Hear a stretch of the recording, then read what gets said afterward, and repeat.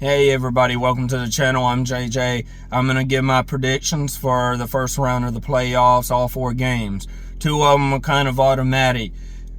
Oregon is going to dominate over JMU. Congratulations JMU for making it so soon in your tenure in the FBS. But you're going to be going home after this. The final score, 51-7, Oregon. Oregon is going to advance to play Texas Tech. No surprise. The next game, while it could be more competitive, these two teams have faced in the season, and Ole Miss dominated against Tulane. And this time, though, John Summerall is still the head coach, or at least coaching, I should say, for the playoffs at Tulane. Well, Quentin Lane Kiffin is not. Most of the position coaches went with Lane Kiffin to LSU, a good bit of them at least. The offensive coordinator was able to come back to at least call plays during the playoffs. So that is definitely going to help. But then there's a lot of noise about whether the quarterback is going to return it for next season or not. If he does get another year of eligibility, is he going to go to another team? These questions are being raised by media to Ole Miss. That's going to potentially throw them for a loop.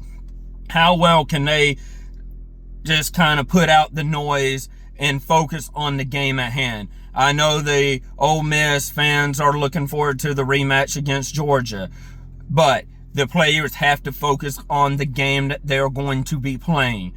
I do believe that Ole Miss will come out with the W, 31-17, a little bit closer than it was in the season. But ultimately, as long as Ole Miss stays focused on the team in front of them, they will come away with that W. Moving forward to the 2 hype games. This game would be like being in an octagon fight with the UFC. These 2 teams have wonderful offenses, both of them top 20. That is going to be one side of the field, the Miami Hurricanes. The other side of the field is going to be the Texas A&M Aggies at home with the support of the A&M Nation. And that will be the 12th man on the field. It is very hard to play over there at College Station, and they will make Miami feel mighty unwelcome. But not so fast, because Carson Beck is right now at 3,000 yards, 25 touchdowns, and only 10 interceptions. But guess what? Marcel Reed is also just about there. Pretty much dead ass even.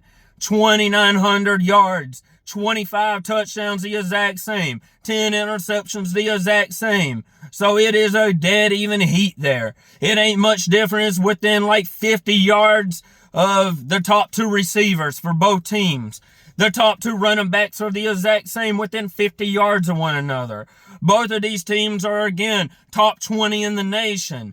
This is going to be a mid-70s game time temperature, pretty good weather to have a football game.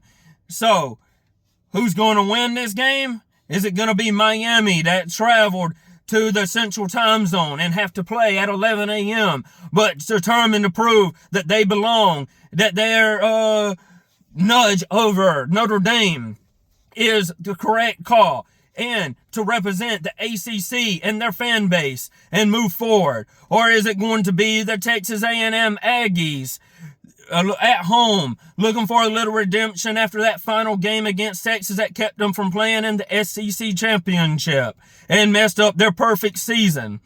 And just mention Notre Dame for a second. And it has a lot of relevance because they both played them. That is their one neutral opponent. Miami beat Notre Dame 27-24 in the first game of the season. The third game of the season for the Texas A&M Aggies, they traveled to Notre Dame and won 41-40. So both of these teams are pretty dead heat match. They're ready to face each other in a most likely offensive explosion. I want to call this score is going to be a nice one. I expect high scoring from both teams. A competitive game that could go back and forth through 4 quarters. And my winner this game will be the Texas A&M Aggies. And that is mainly due to that home crowd going to help give them that slight push in this game. And, of course, they have probably a little bit of an edge running the ball.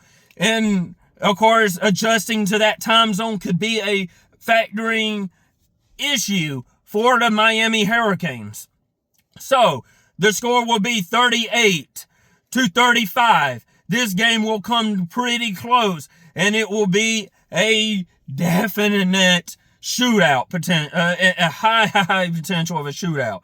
So, in the next game, being that I've called that one a octagon fight, in measure, the next game would be a cage fight. This one's going to get down and dirty. Top 20 defenses, just absolutely big guys up front. This is going to be who's more physical, who's more ready to just play smash face football. This game is going to be between, on one side of the field, the Oklahoma Sooners at home, facing the away team, the Alabama Crimson Tide.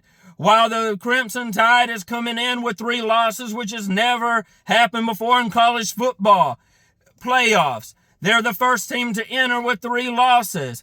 So this should be interesting, but they're looking for redemption because them Oklahoma Sooners snapped a 19 home game winning streak of theirs in the season. The second time in 2 years that they have beat them. Kalen DeBoer is starting to look like suspect at not being able to beat Oklahoma.